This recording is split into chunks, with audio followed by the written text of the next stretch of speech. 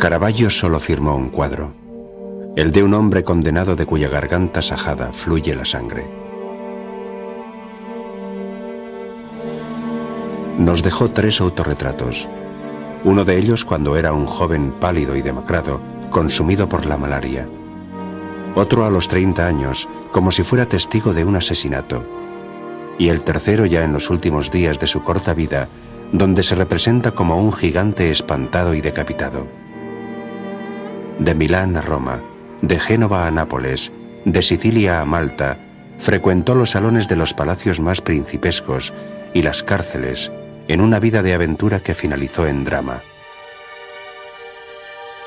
Pero por encima de todo, en las 2 décadas anteriores y posteriores al 1600, pintó una serie de obras maestras que cambiarían la historia del arte.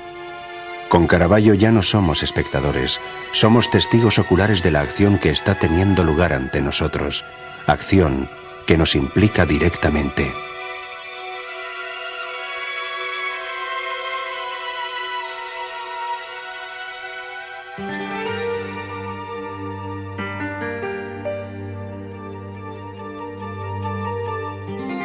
Milán 1571. Según los estudios más recientes, este es el año y el lugar de nacimiento del pintor. Al igual que la serpiente del escudo de armas del castillo, el poder del ducado de los Sforza se ha venido abajo. Tras muchas batallas, España domina las tierras de Lombardía. Milán pasa a ser una colonia del imperio de Carlos V y, posteriormente, de su hijo, Felipe II. En el castillo, convertido en cuartel, aquellas espléndidas fiestas cortesanas ofrecidas por Leonardo para Ludovico el Moro son un recuerdo lejano.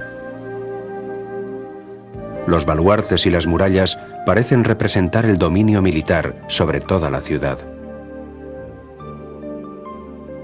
Rodeada por los poderosos muros españoles, Milán ya no es una ciudad-estado y pasa a ser administrada por un gobernador asignado por Madrid. El nombre real de Caravaggio era Michelangelo Merisi. Su padre, Fermo Merisi, era el administrador de las propiedades del Marquesado de Caravaggio, una ciudad en la provincia de Bérgamo. Esto explica por qué el pintor fue conocido por ese sobrenombre.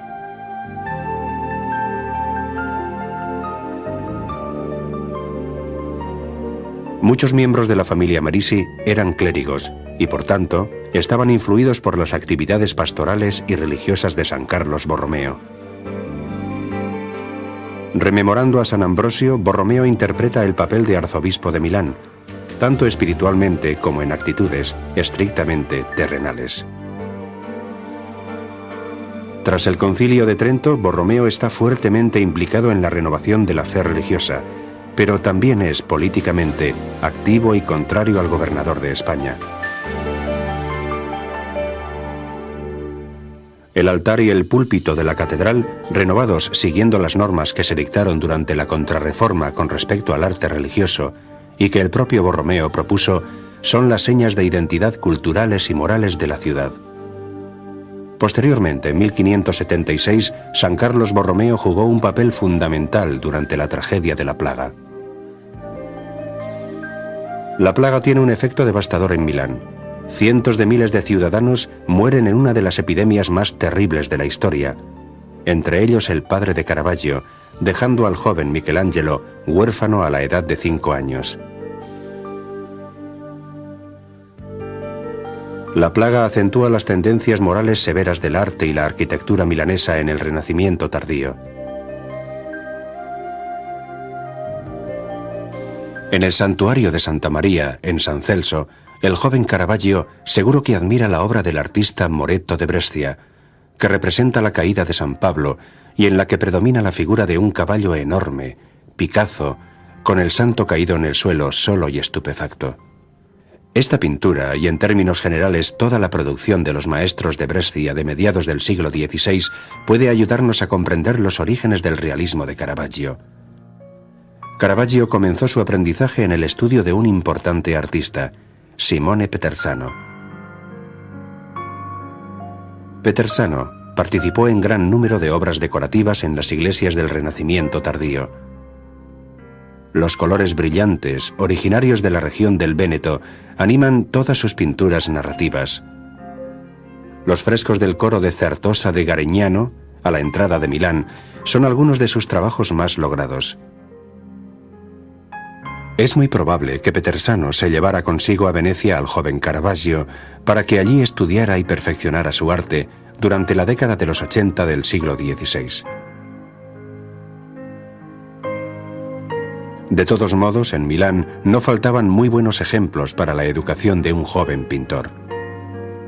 En el santuario de Santa María delle Grazie, un famoso monumento arquitectónico que data de la época de los Sforza, en uno de sus altares laterales estaba expuesta una de las obras maestras más impresionantes y más trágicas de Tiziano, la Flagelación de Cristo, que en la época de Napoleón fue trasladada al Museo del Louvre.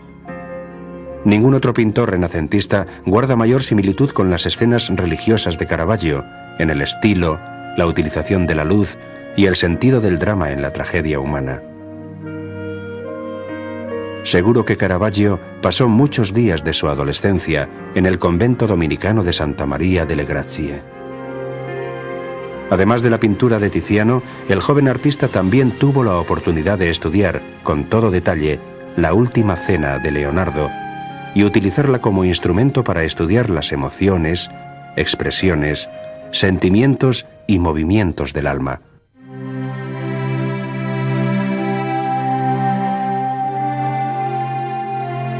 Poco después de cumplir 18 años, hacia 1590, Caravaggio abandona Milán y parte hacia Roma.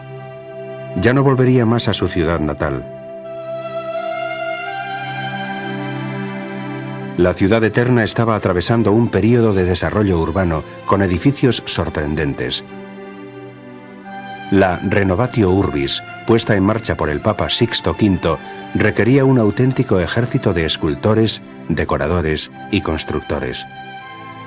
Había que llevar a cabo obras impresionantes, ampliaciones o renovaciones de las antiguas basílicas, la conclusión de San Pedro, la enorme obra de levantar los obeliscos egipcios en las principales plazas, una tarea dirigida por Domenico Fontana, el arquitecto favorito de Sixto V. Los primeros años en Roma son para Caravaggio más años de hambre que de fama. Los principios son difíciles, por no decir desastrosos. De momento vive muy lejos de los salones y palacios. Su lugar está en las tabernas inmundas, rodeadas por las ruinas de la antigua civilización y los escombros de los edificios nuevos. Eran los callejones de una Roma de segunda. Pendenciero y violento por naturaleza, pronto se ve envuelto en problemas con la ley. Caravaggio no se inspira en los modelos clásicos que Roma ofrece por decenas, sino que observa la vida en las calles y las tabernas y las representa con un profundo sentido de pertenencia.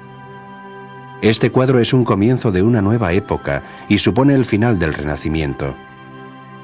Los tahúres engañan a un joven ingenuo y de buena familia.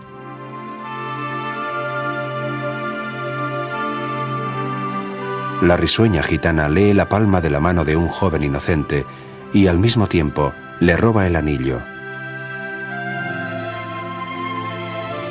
4 jóvenes de moral distraída se encuentran en un callejón perdido y comienzan un concierto. Un muchacho de pelo rizado pasa su primera adolescencia acarreando suntuosas cestas de fruta. Un joven pálido, anémico, tal vez el propio Caravaggio cuando tuvo malaria. Un muchacho regordete, con adornos de uvas y hojas, vestido como el dios Baco, remueve el vino en la copa, dando a Caravaggio la oportunidad de demostrar su notable talento para describir la realidad.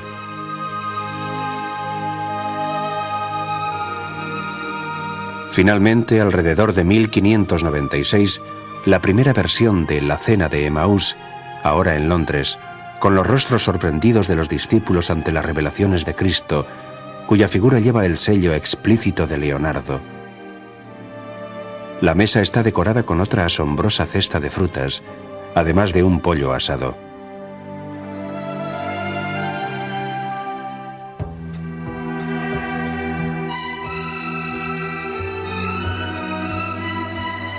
Aquí es donde los coleccionistas más importantes abren sus puertas a Caravaggio. La Galería Doria Pamphili en Roma ha mantenido la apariencia de una suntuosa galería barroca.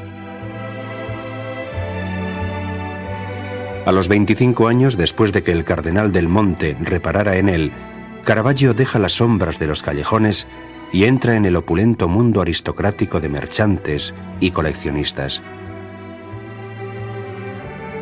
Cardenales entendidos en arte y críticos quedan maravillados ante el nuevo estilo del joven pintor lombardo, que durante estos años pinta algunas de sus obras más poéticas.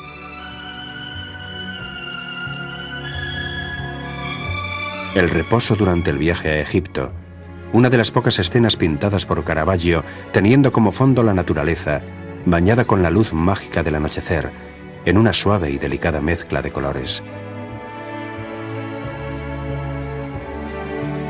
El día se está apagando bajo el sonido de una viola, que toca un ángel blanco, mientras San José sostiene la partitura. Incluso el ángel parece un personaje de la vida real, en este milagroso momento en el que lo humano y lo divino se encuentran.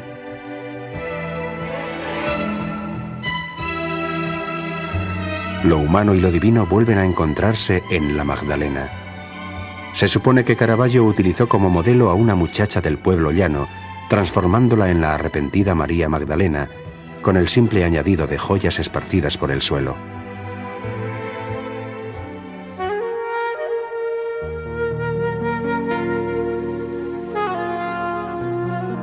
El año 1600 marca un cambio claro en el estilo de Caravaggio. Hasta ahora el artista había pintado exclusivamente lienzos de tamaño mediano, con pocas figuras y escasos temas religiosos. Ahora tiene una oportunidad completamente nueva: crear los enormes lienzos para la capilla de Matteo Contarelli en San Luigi dei Francesi. Los comienzos no son fáciles. La primera versión de San Mateo y el Ángel es rechazada porque se considera que su realismo es demasiado brutal, y el artista tiene que pintar una segunda versión más elegante, basada en el intercambio de gestos y miradas entre el evangelista y el mensajero celestial. En la escena de la llamada a Mateo, este aparece sentado ante una mesa larga, en una habitación vacía, entre los recaudadores y los guardias de corps. Un rayo de luz atraviesa la escena, deteniéndose en los brillantes uniformes de los jóvenes y emplumados soldados y en las avaras manos de los codiciosos recaudadores de impuestos. Cristo aparece parcialmente tapado por la figura de San Pedro. Basta una mirada, un dedo alzado, poderoso e imperativo, como en los frescos de Miguel Ángel de la Capilla Sixtina. San Mateo, al igual que los apóstoles en la última cena de Leonardo, reacciona ante tal gesto intimidatorio señalándose a sí mismo, asombrado y perplejo. Todo es extremadamente sencillo, franco, directo. Tiene el poder de la verdad ante la cual es imposible resistirse.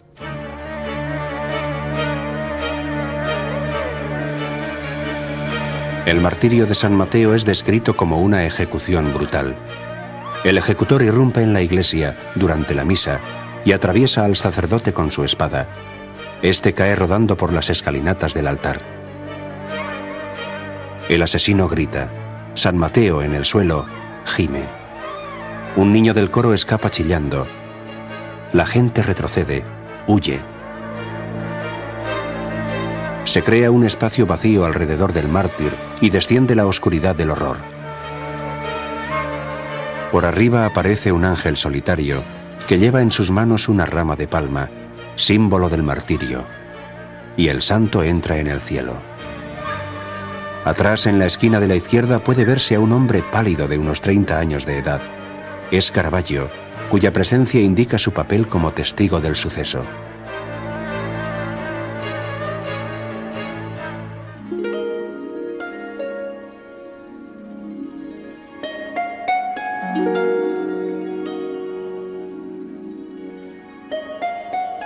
Los lienzos para San Luigi dei Francesi son un éxito. De ahora en adelante, Caravaggio se verá abrumado por innumerables encargos de retablos. Para la hermosa e histórica iglesia de San Agostino, pinta una soberbia obra maestra, la Madonna de los Peregrinos, en el altar consagrado a la Santa Casa de Loreto. El artista escoge un escenario sencillo y poéticamente humilde. La Madonna es una mujer del pueblo llano, de cabellos oscuros, que lleva al niño en brazos y se apoya en el quicio de la puerta. De rodillas, temerosos y sobrecogidos por la emoción, hay dos ancianos peregrinos.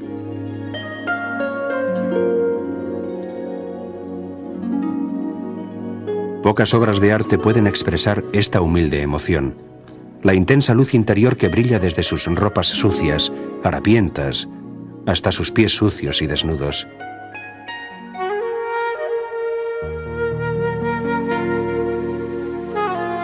La autenticidad, la calidad humana y el claroscuro de la obra de Caravaggio parecen estar muy lejos del clasicismo aristocrático, casi un luminoso resumen de toda la historia del arte, desde la antigüedad hasta el Renacimiento.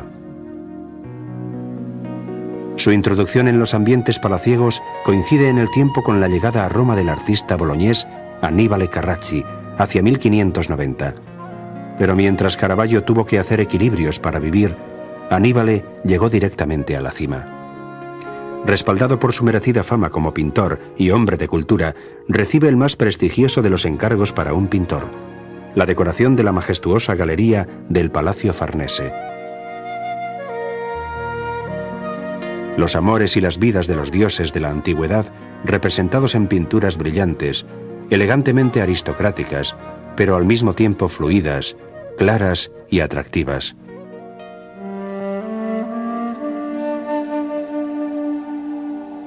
Tiberio Cherasi, propietario de una capilla en la iglesia de Santa María del Popolo, tiene el mérito de reunir dos estilos radicalmente diferentes. Annibale Carracci pinta la Asunción sobre el altar, mientras Caravaggio es el responsable de los lienzos laterales.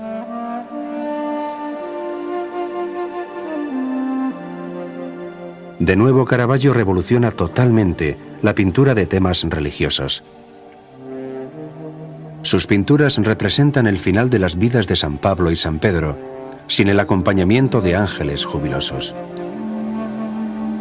Estos son dramas humanos, profundamente místicos, porque son más concretos y tangibles. San Pablo no se cae del caballo en su camino hacia Damasco, al frente de una legión romana. El milagro sucede entre las sombras de un establo, observado por un solitario y anciano mozo de cuadra, mientras que el enorme caballo llena la escena casi por completo. Pero más pura y terrible es la crucifixión de San Pedro, con la cabeza colgando boca abajo. Nadie observa la ejecución. 3 guardias intentan levantar la cruz, y Caravaggio casi parece sentir piedad por esos infelices que deben realizar un trabajo tan duro y tan repugnante. Mientras tanto, San Pedro, con las manos y los pies clavados, mira a su alrededor con una expresión de aturdimiento, en busca de una señal imposible de socorro. La ascensión continúa. Para la iglesia de Santa María en Vallicella, un auténtico taller de artistas del barroco romano, Caravaggio pinta el monumental El entierro de Cristo, hoy en las galerías vaticanas.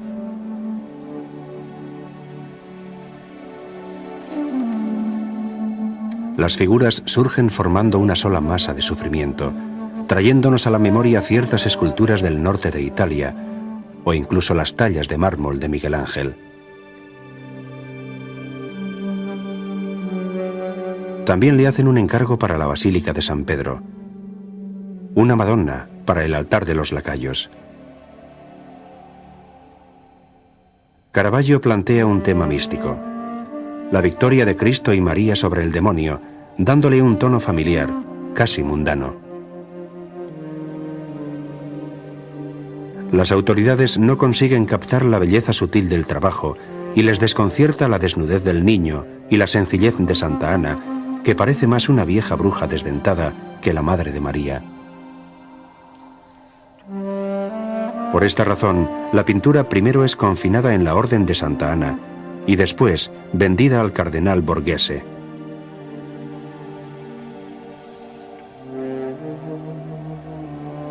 (1606). Dos escándalos acaban con la carrera de Caravaggio en Roma. El artista tiene ahora 35 años y se ha convertido en un punto de referencia para los artistas europeos que visitan Roma, tales como Rubens. Pinta la muerte de la Virgen para el clero de Santa María de la Scala. Es una escena de una pobreza digna y de un profundo sentimiento desarrollada entre los pobres. Causa un gran escándalo.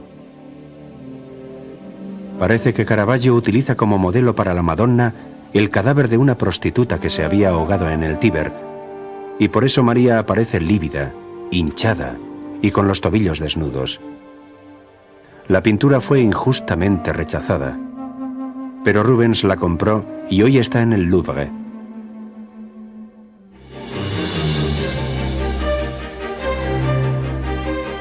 Aún más graves fueron los acontecimientos sucedidos una tarde de mayo. Durante un partido de fútbol, los dos equipos rivales se enfrascan, por un motivo banal, en una pelea. Caravaggio participa en la trifulca y resulta herido, pero a su vez mata a un adversario, el sargento Ranuccio Tomasoni. La noticia se propaga. Las autoridades van en busca de Caravaggio, pero este consigue escapar de Roma con la ayuda del príncipe Colonna. Procesado en rebeldía, es condenado a muerte. Caravaggio a menudo ha pintado decapitaciones. Ahora sabe que puede seguir el mismo destino.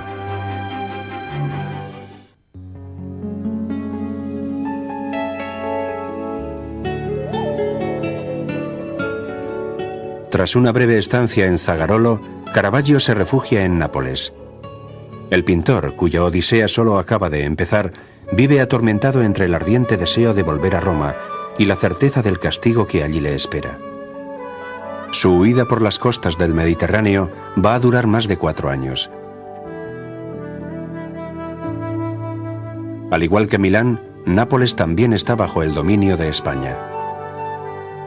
Era la ciudad más densamente poblada de Europa, la escena bulliciosa de la vida cotidiana y el espectacular escenario de una explosión de arquitectura, pintura y arte decorativos barrocos. Muy pocas obras de las que Caravaggio pintó en Nápoles han permanecido en sus lugares de origen. La más llamativa es el complejo retablo que representa las 7 obras de misericordia y que está ubicado en el rico interior de la comunidad del Pío Monte de la Misericordia.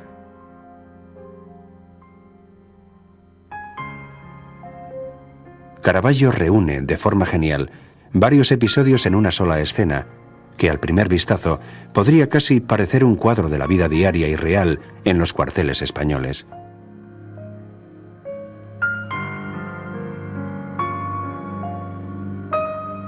Sustentada por 2 ángeles acrobáticos, la Madonna sonríe en la parte inferior de la escena, que está especialmente llena de movimiento debido a la ausencia de un foco central.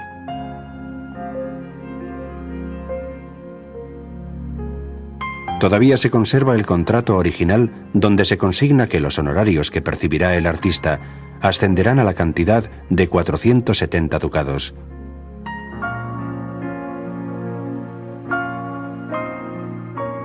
Otro trabajo característico de la primera estancia de Caravaggio en Nápoles, y que le ocupó todo el año 1607, es La flagelación de Cristo, creado para la iglesia de San Domenico Maggiore. Tal vez este trágico círculo de guardias, azuzando a Cristo, que está atado a un pilar y esculpido en sombras, contenga viejos recuerdos del retablo de Tiziano, que Caravaggio vio en Milán, siendo aún un muchacho. Después de realizar su última obra maestra, el artista pone rumbo hacia otro lugar. Le espera una prestigiosa estancia, pero de nuevo, termina dramáticamente.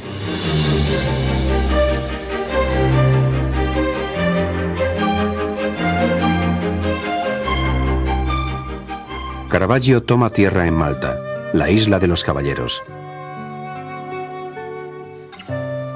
Arrojados de Rodas, que fue tomada por los turcos a principios del siglo XVI, los caballeros de San Juan transforman a Malta en una inmensa fortaleza.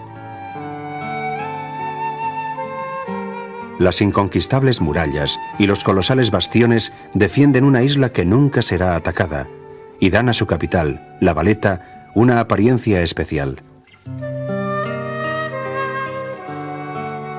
Los hijos de las grandes y nobles familias de Europa, los caballeros de Malta, crean una singular élite cultural, religiosa y militar. Caravaggio se integra perfectamente en la comunidad maltesa. Pinta a los caballeros y al gran maestre, Alof de Viñacourt. Todos le rinden honores y el 14 de julio de 1608 es admitido en la orden. En el corazón de la sociedad maltesa se encuentra la Catedral de San Juan de la Valeta, suntuosamente decorada y transformada en un magnífico mausoleo para los caballeros. La primera pintura de Caravaggio para la catedral es un imponente San Gerolamo, cuya figura está llena de luz. Después, y para una de las capillas laterales, crea la mejor de sus obras, la decapitación de San Juan Bautista. La escena se desarrolla de madrugada, con una pálida luz que se filtra en el sórdido patio de una prisión. San Juan está en el suelo, con el cuello sajado por la espada.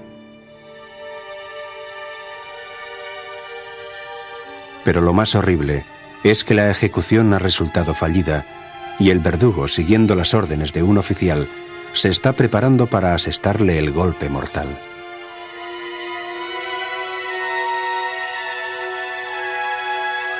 Dos mujeres horrorizadas preparan la piadosa tarea de recomponer el cadáver, mientras dos compañeros de cárcel observan desde una ventana.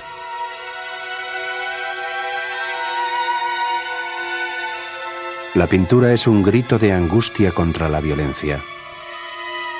Caravaggio, de quien debemos recordar que había sido condenado a muerte por asesinato, se identifica a sí mismo con la figura de San Juan, hasta tal punto de trazar su firma en la sangre que fluye de la herida.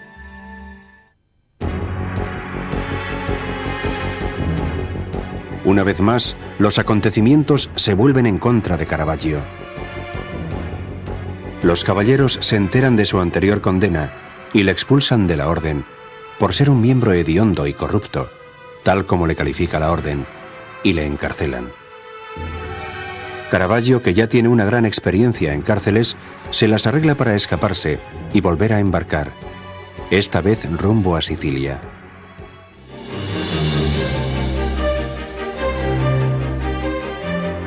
En su ruta por Sicilia recorre Palermo, Mesina y Siracusa. En esta fase, su arte experimenta otro cambio y pasa a ser más tenso e incluso más dramático, con espacios abiertos, extensos, que amenazan a sus personajes. La estancia en Siracusa es especialmente creativa. Caravaggio visita los restos arqueológicos de la ciudad griega y queda impresionado por las latomías, las enormes cuevas que se abren tras el anfiteatro griego.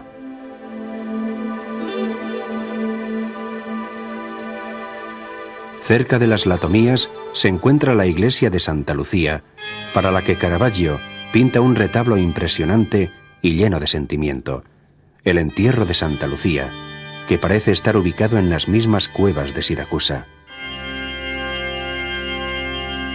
Todas las figuras están amontonadas en la parte inferior del cuadro. El cuerpo de la santa está casi en el borde inferior del lienzo. Toda la zona superior de la pintura es un espacio abierto, inmenso y misterioso, intenso y amenazador, como un destino silencioso sobre las cabezas de los hombres. Caravaggio pasa cerca de un año en Sicilia.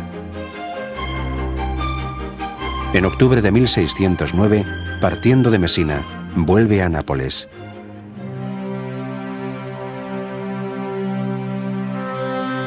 La segunda estancia de Caravaggio en Nápoles está marcada por algunos maravillosos trabajos y por nuevos contratiempos.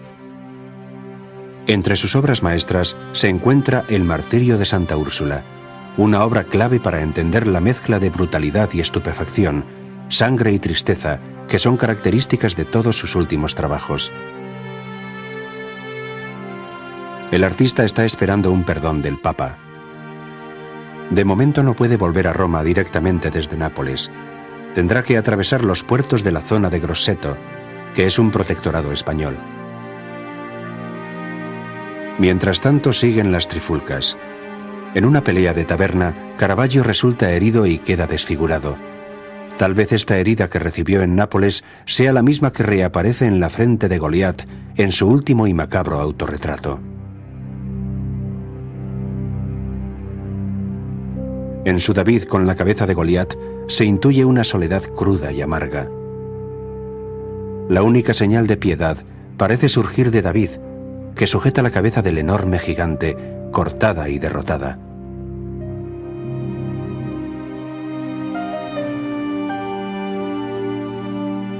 Parece que el perdón del Papa va a ser inminente. Caravaggio se traslada a Porto École, y aquí el destino se vuelve contra él, por última vez. Es una ironía, pero él, el pendenciero, el asesino, es encerrado en la cárcel erróneamente. Le confunden con otra persona. Caravaggio permanece en prisión solo 2 días, el tiempo suficiente para demostrar su identidad, pero también el tiempo suficiente como para perder el barco que iba a llevarle a Roma y en el que ya había cargado todas sus pertenencias. Este es el último acto en la agitada vida de un genio, descrito por un contemporáneo suyo. Fuera de sí, corrió desesperadamente por la playa, bajo los ardientes rayos de sol, escudriñando el mar e intentando divisar el barco que se llevaba sus pertenencias. Finalmente llegó a un punto de la playa donde, debido a la fiebre, se derrumbó.